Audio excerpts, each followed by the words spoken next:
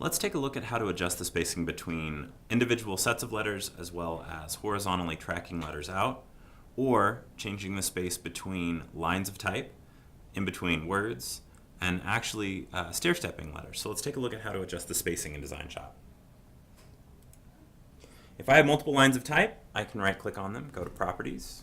Now that is multiple lines of type within a single lettering element. Notice that I have just one lettering element up here, but I have multiple lines of type in there. And let's take a look at how this lettering looks. So if I look at it right now, I see that I have some larger spaces between the N and the T. The C and the O looks pretty spaced out. So this could actually use a lot of kerning, and that kerning again is that space between individual pairs of letters, usually letters that are wider in one area and smaller than another. And this would take me a while to do that using the kerning marks just above the lettering box, or just to the right of it, I should say. If I look just below letters, I can go into spacing.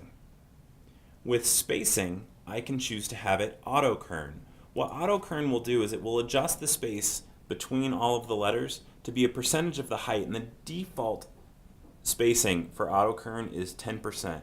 You can tell that's the default because when I move off of 10%, the letters become bold. That means it is not the default.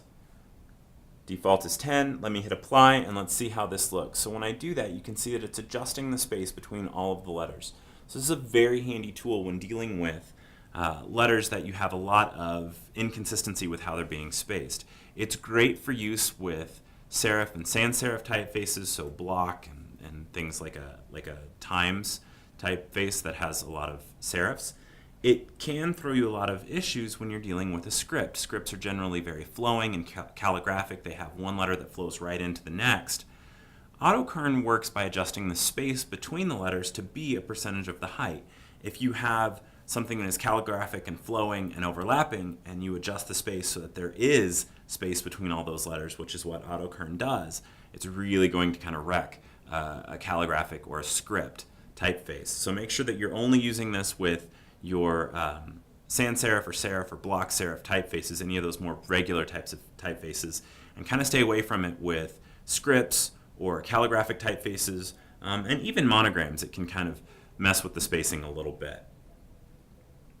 If this was on one line of type, so let me get this back to one line of type,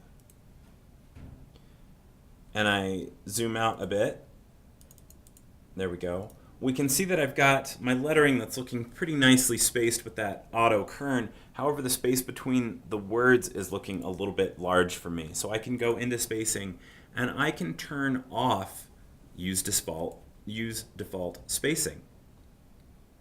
When I do that, I can hit apply and it will use that space as a percentage of the height, and I can adjust that very quickly. So I can change this down. If I had multiple words along the line, it would adjust the spacing between all of the words.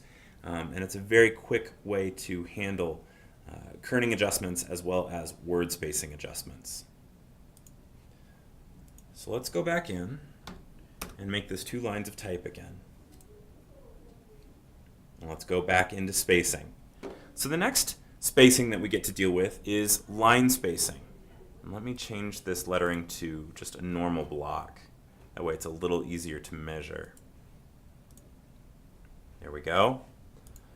Line spacing is the adjustment of space between lines of type. So if I need to expand that out, I can set a new number in here. So I'll do 1/2 inch.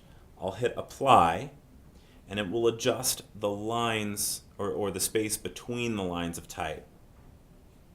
Horizontal spacing does this between all of the letters. So it can track things out, or it can bring them a little bit closer together if you're trying to fit a bunch on top of a pocket. So auto-kern just adjusts the spacing between individual pairs of letters, and it adjusts each one individually, whereas the horizontal spacing will kind of just track everything out evenly. Lastly, we've got vertical spacing to deal with. Let me get this back to something a little bit more normal. There we go. Vertical spacing gets a bit dodgy when you're dealing with multiple lines of type, so I'm going to take the second line of type out of here. Hit apply, and now let's look at vertical spacing. What vertical spacing does, and I'll zoom in just a touch, Vertical spacing adjusts the vertical space between the letters. So basically, it stair steps it. If I put a positive number in here, it will stair step up. If I put a negative number in here, it will stair step down. So with spacing and autokern, you've got a lot of different ways to adjust the spacing between your letters, lines of type, and horizontal spacing between all of your letters. You can adjust the look of it with that vertical spacing, so you can create a stair step look, and you've got a lot of ways to give a lot of life to your designs and better fit your typography to your graphic design that you're working with.